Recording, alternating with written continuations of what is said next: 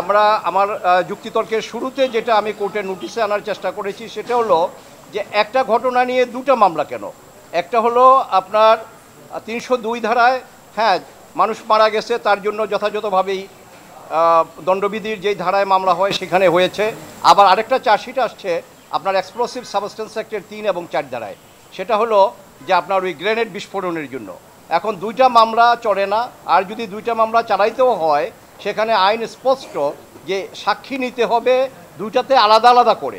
কিন্তু এই মামলায় আজকে আমরা মাননীয় আদালতে আমরা এটা দেখিয়েছি যে একটা মামলায় সাক্ষী নিয়ে ওই সাক্ষীটা আরেকটা মামলাতে হুবহুব তুলে দিয়েছে কার্বন কপি করে, যে এটা বিচারের নামে প্রহসন এবং এটা হতে পারে না।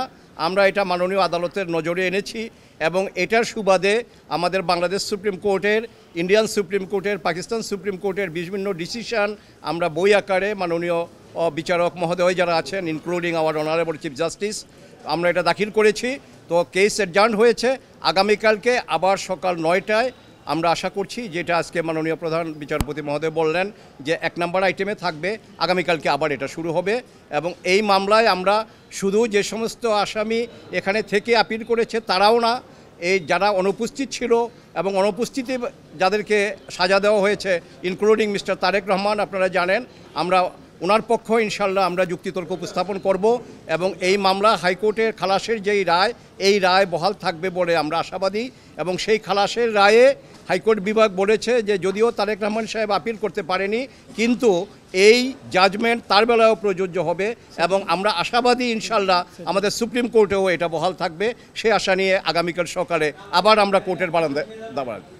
জি আমরা জানি না, আমরা চেষ্টা করব যত যেভাবে পারি। তবে আজকে মাননীয় প্রধান বিচারপতি মহোদয় বলেছেন কালকে প্রয়োজন বোধে পরশুও এটা কন্টিনিউ করতে পারে। জাস্টিস জুবাইর রহমান চৌধুরী একটা প্রশ্ন তুলছিলেন যে 5.5 ঘন্টার ভিতরে ওই যে 3 জনের হান্নান, শহীদুল আলম, মহিবুল্লাহ, ইয়েস এটা হলো ফৌজদারি কার্যবিধির 364 ধারা অনুযায়ী এই স্টেটমেন্টটা রেকর্ড হয়। 164 ধারা মতে যেই জবানবন্দি, এই জবানবন্দিটা রেকর্ড হয়, প্রসিডিউরটা হলো 364 সিআরপিসি। এই 364 সিআরপিসিতে বিধান যেটা সেটা হলো ম্যাজিস্ট্রেট সাহেব প্রশ্ন করবে, আসামি উত্তর দিবে, প্রশ্ন করবে উত্তর দিবে, উনি এটা লিখবেন। কিন্তু আমাদের মাননীয় বিচারপতি জনাব জুবাইর রহমান চৌধুরী সাহেব উনি 3 জন 4 জনের স্বীকারোক্তি নিয়ে উনি দেখালেন যে 12 পৃষ্ঠা 20 পৃষ্ঠা এই সময়ের ভিতরে যেটা হাতে লিখতে হবে, তারপরে সেটা টাইপ হতে যদি হবে, কিন্তু হাউ ইট ইজ পসিবল। এবং একই ম্যাজিস্ট্রেটের একই পিয়ন 3 জনকে একসাথে পাহারা দিয়ে রাখলো এবং পরে 3 জনের স্বীকারোক্তি ওই ম্যাজিস্ট্রেট সাহেব দেখা গেছে যে 3 ঘন্টা 4 ঘন্টার ভিতরে এগুলি করে ফেলেছে। এই প্রশ্নটা আসছে এবং আমরা কোর্টের কাছে কৃতজ্ঞ যে অ্যাপেলেট ডিভিশন এত সূক্ষ্মভাবে মামলার গভীরে প্রবেশ করে যেটা দেখছেন, এই জন্য আমরা আদালতের কাছে কৃতজ্ঞ।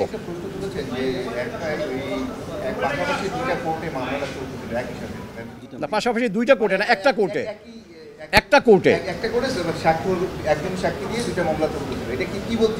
এটা হলো ডাবল জিওপার্টি, এটা ডাবল ট্যাক্সেশন, এটা ডাবল জিওপার্টি যে এটা আসামির প্রতি অবিচার করা হয়েছে। কারণ আমি অপরাধ করেছি, অপরাধের জন্য একটা বিচারই যথেষ্ট, কিন্তু এই 2টা বিচারের নাম করে এই আসামিগুলোকে আপনার দুইভাবে একই মামলায় 2টা বিচার করে 2টাতে ফাঁসি দেওয়া হয়েছে। 7 মার্ডার কেসটা এখানে বিচারাধীন, ওটা সম্বন্ধে এত বেশি বলা যাবে না। তো 7 মার্ডার কেসে যেটা 4 জনের মার্ডারের জন্য একটা, 3 জনের মার্ডারের জন্য একটা, আমি লয়ার ছিলাম সেটার, আমার মনে আছে। হ্যাঁ হ্যাঁ এটা এখন আমরা শোনেন না, এটা কেউ বলতে পারে না, এটা আসুক দেখা যাক কোর্ট কী রায় দেয়। তবে মামলা আপনার রায় দেওয়া বিচার নিশ্চিত করাটা এটা রাষ্ট্রের দায়িত্ব। তো রাষ্ট্র যদি তার ইনভেস্টিগেটিং এজেন্সির মাধ্যমে সেটা ভুল করে এবং যদি ভুল হয়ে থাকে তার জন্য যদি ব্যর্থ হয় তার জন্য আমরা আসামি পক্ষ আমরা কি বলবো, আমাদের তো কোনো এটা জবাব নাই। হ্যাঁ, সেকেন্ড কনফেশন করা হয়েছে যেটা সেটা মুফতি হান্নানের, এবং উনি সিলেটের আনোয়ার চৌধুরীর মামলায় আপনার অলরেডি তার ডেথ সেন্টেন্স হয়ে গেছে 2009-এ। তারপরে 2011-তে উনি কন্ডেম সেল থেকে এনে তাকে দিয়ে সেকেন্ড কনফেশন করে ওই কনফেশনে তারেক রহমান সাহেব এবং লুৎফুজ্জামান বাবর বা অন্য যারা আছেন তাদেরকে আনা হয়েছে। এবং আমরা বলছি যে একটা মামলায় একজন ফাঁসির দণ্ডপ্রাপ্ত আসামি তাকে সরাসরি কন্ডেম সেল থেকে ম্যাজিস্ট্রেটের কাছে নিয়ে গিয়ে যে কনফেশন রেকর্ড করা হয়েছে এই কনফেশন আইনত টিকতে পারে না। এবং ফাঁসির কার্যকর হলো এই মামলাটার 342 আগেই তার ফাঁসি কার্যকর করে ফেলেছে। কাজেই আমরা এটা দেখিয়েছি যে আপনার তার কনফেশন বিবেচনায় আনা যাবে না, এই জন্য যে তাকে বিচারের শেষ সুযোগটা দেওয়া হয় নাই। Thank you. এটা আমরা এখন বলতে পারি না, এটা আদালত কি করে সেটা মাননীয় আদালতের এখতিয়ার। Thank you. আমাদের প্রত্যাশা হলো হাইকোর্ট সরি না আসলে কি প্রত্যাশা জায়গা কি আজকে সারাদিন তো শুনানি হয়েছে আপনাদের স্টেট থেকে যিনি লার্নের ডিএজি ওনার যে উপস্থাপনা ছিল সাবমিশন ছিল এ থেকে এটা বোঝা গেছে যে জাস্টিস হারিড জাস্টিস বারিড, অর্থাৎ শেখ হাসিনা জনাব তারেক রহমান সাহেবকে এই মামলায় ইমপ্লিকেট করার জন্য উনি এখনও কোনো কাজ নাই যেটা করেননি। অর্থাৎ মামলার অবস্থা দৃষ্টি মনে হয় যে আইবি রহমান সহ 24 জনের যে আনফর্চুনেট ডেথ হয়েছিল শেখ হাসিনা নিজে আইবি রহমান হত্যার বিচার হোক সেটা চায় নাই।